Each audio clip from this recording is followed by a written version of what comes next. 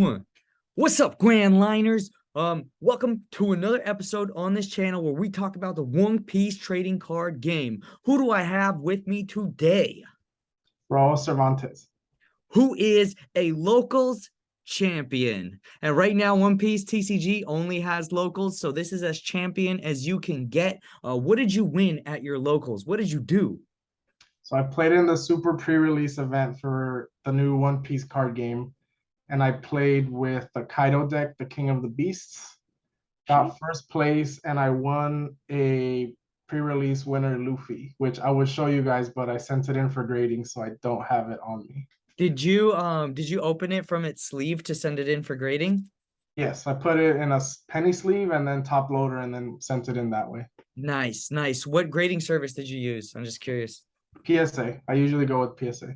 PSA, nice, nice. I like collecting like Pokemon PSA stuff. But we could definitely talk about your collection later. I'm really happy you won. I'm happy that you responded to my Facebook post and said, "Hey, dude, One Piece TCG, people actually play that." And I was like, "Are you serious?" So I've been seeing like video after video, people talking about the green deck, with Kid in it and the worst generation cards. But you chose to play Kaido. Now, did you choose this or was it like handed to you?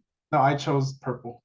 So you actually made the conscious choice to go against what most people are saying in the One Piece community, and you picked Kaido, the deck where when you start, usually your first move is pass. So what the heck made you pick this deck? Why were you so confident about it? So I also play the Digimon card game, and I've seen success with purple decks in that game Mhm. because they play more like Yu-Gi-Oh decks, in my opinion, than the other decks. There's actual interaction and combos.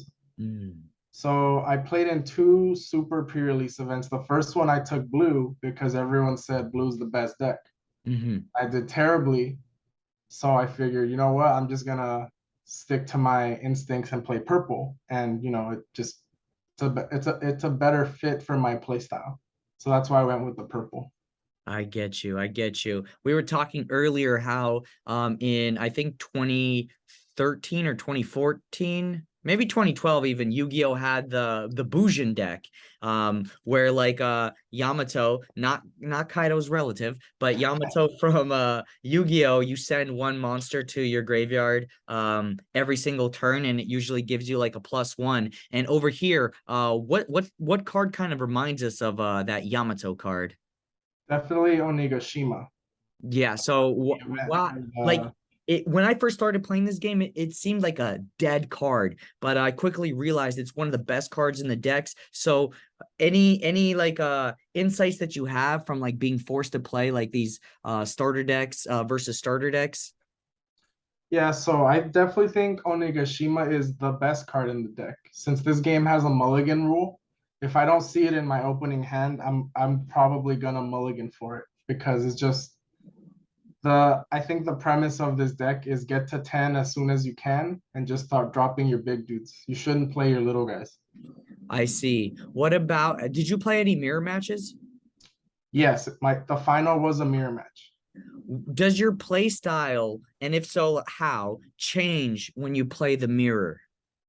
Yes. So it's a completely different strategy than when you're playing the other decks.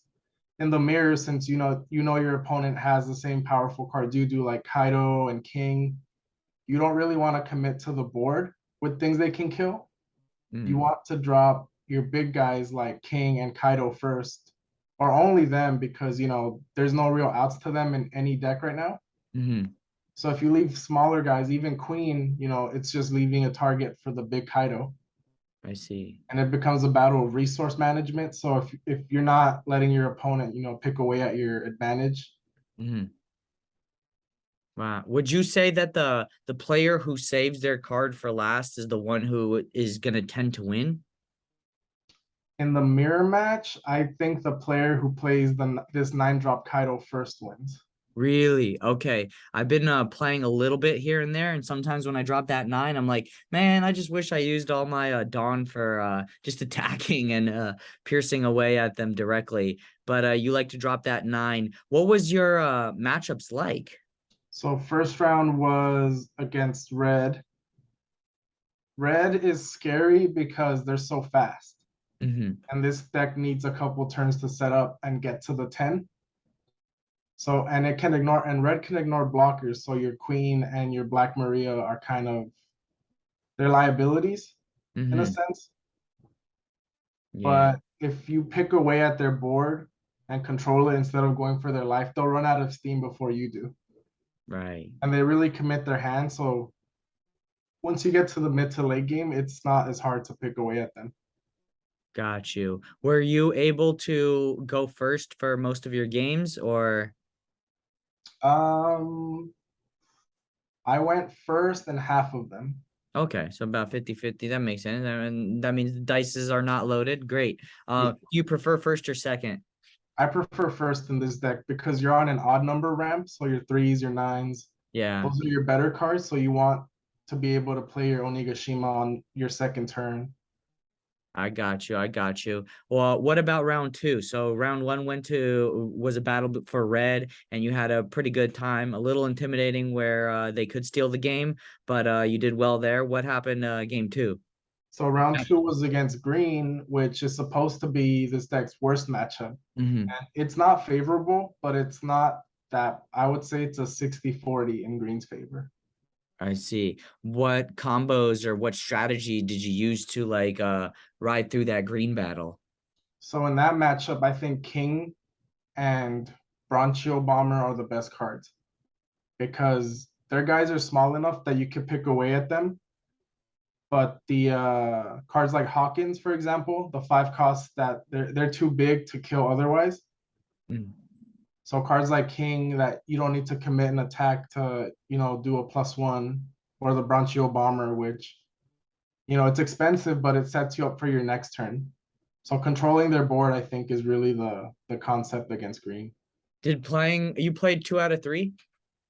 So we started 2 out of 3, but it was taking way too long. So we switched to best of one halfway through the tournament. Oh, that would never happen with Yu-Gi-Oh. Yeah. That's Bandai for you. Awesome. Were you ever like nervous or in a situation where you're like, I don't know if I can win this? So in the final, now I felt that because my opponent went first and they saw Nigoshima in their opening hand and I didn't. So Um, I felt like I was from behind. yeah. Wow. And because it was only one of one, you mulliganed and you did not see it. Correct. I mulliganed and I still didn't have the Onigashima. So by the time I saw it, it was mid game. Yeah. Sheesh. How did you navigate that? That sounds pretty like a tough battle right there. Yeah, so my opponent was doing what I think you shouldn't do in the mirror match, which is committing cards to the board. Okay. So I was letting my leader Kaido, you can't get it off the board. It's just there's no deterrent to attacking with him. So I would use him to pick off his board. And he used his leader effect too early to trash one of my life. Okay. So he gave me a chance to catch up to him in Dawn. Wow. So you should not have lost. You should not have won that battle, right? No, if my opponent played a little smarter, he would Yeah. have definitely beat me. That goes to show it like this game does have like skill involved, but I feel like with this kind of limited format where we just have these 4 structure decks or starter decks, eventually it's like, all right, we need the next set because we already figured it out. And it seems like you figured it out. You seem pretty comfortable like with this deck. You can kind of play it, look at your hand, even though it's a new game, and be like, okay, this is what I'm doing 100% of the time. But is there any situations where you actually have to think about what to do? So when you have hands like you have both King and Kaido and you have enough Dawn to play one, Mm, like situations like that where you don't know which one to play first is correct can get kind of difficult. Or yeah. cards like this one, like All Star Calamities. It Yeah. costs 4 Dawn to draw one and set one card as active. And like at a glance, that seems good, but I don't think that card is good.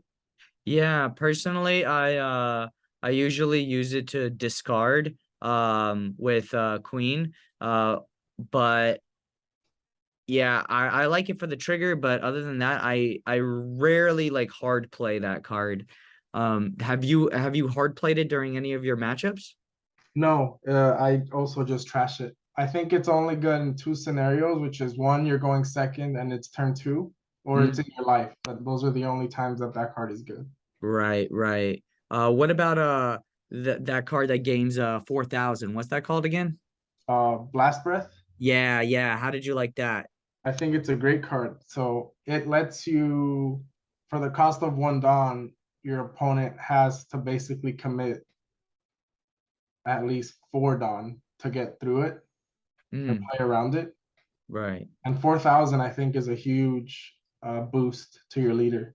Yeah, right now, definitely. Were there any times where you or someone bluffed that you had it by leaving one Dawn, or like, because I do see that happening, and it's like a really smart move. It's like your opponent might hesitate like going all out if they see that one Dawn. Did that ever come up? Yeah, so I've done that, and I don't think I've seen a lot of people do it. They'll leave like two or three Dawn, Mm. which I'm not sure if it's meant to be the bluff or not, but Yeah, that sounds like a really, really interesting thing to do. I don't think they won any locals and picked up Luffy cards by doing that. Man, this is interesting. Thank you for sharing everything you shared. I definitely want to have you coming back. I can't wait till we actually meet in person. I've known you for I don't even know how I know you, but I know you through Yu-Gi-Oh! yeah, long time. Yeah. So I definitely cannot wait. If you pick up extra Kaido decks around, you hit up your boy, I'm trying to win some locals too. And I am. This is definitely my favorite deck. One reason why it's my favorite deck is again because it reminds me of Bujin's, where it is hard to make a mistake with this deck. Whereas when like the Luffy deck, there are like so many decisions to make with Dawn. Here it's like, okay, do I summon King or do I summon the big Kaido? Right? That's the biggest like decision tree that I really see going on here, at least this early in the format. Do you have any like thoughts or closing statements, state of the game? Like, what do you think so far about all this One Piece TCG stuff?